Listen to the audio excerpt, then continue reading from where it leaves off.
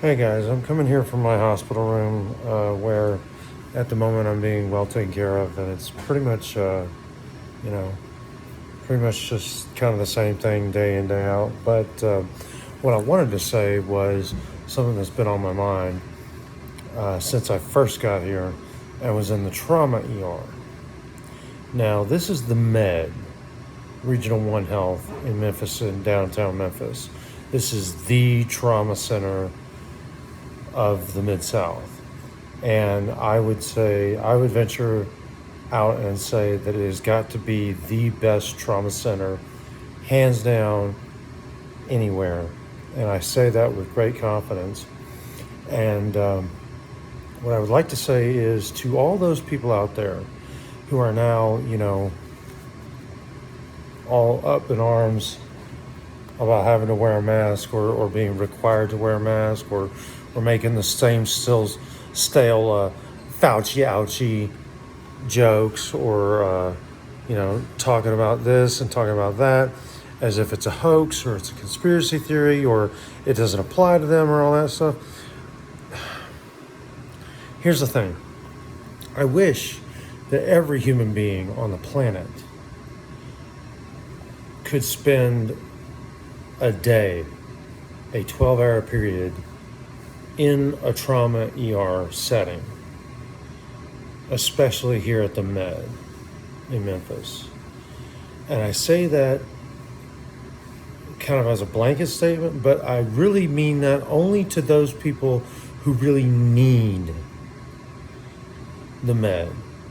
Because it's only the people that really need that kind of help and care that will actually be able to appreciate what it is that these men and women not only do, but also not only accomplish, but also do as far as like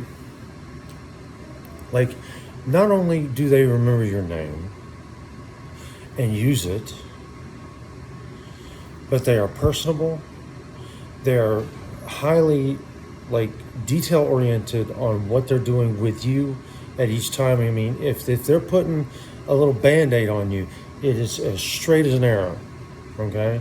That's just the little ancillary things. But also, they put you at ease. They know you're in a really terrible situation, something you've never experienced in your life.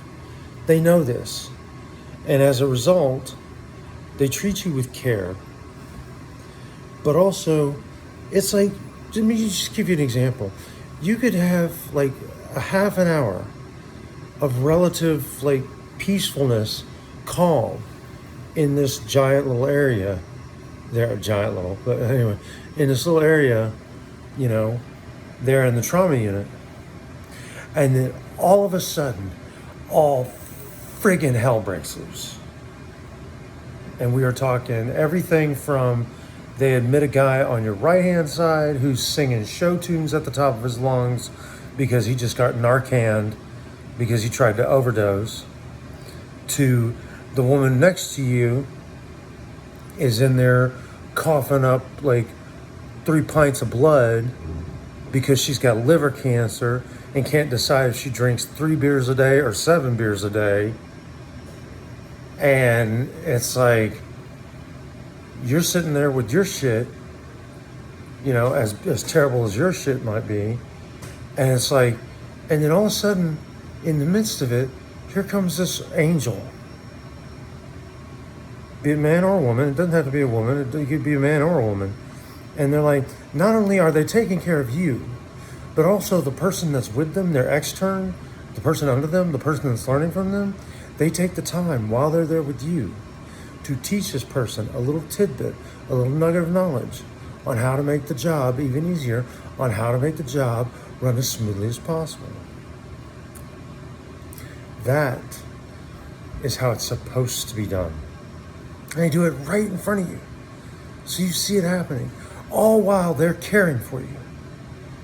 All while they're taking care of you and everybody else around you, and everything has gone to absolute dog shit until the next 20, 30 minute few moments of peace, And it's like,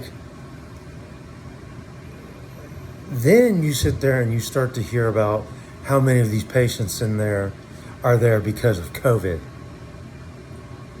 and it's quite a few. There's like, sir, we're gonna have to shut the door on this because you've been tested positive for COVID. We need to isolate you, so we need to put a door up here instead of just a curtain. And people are like, oh shit. It's just like,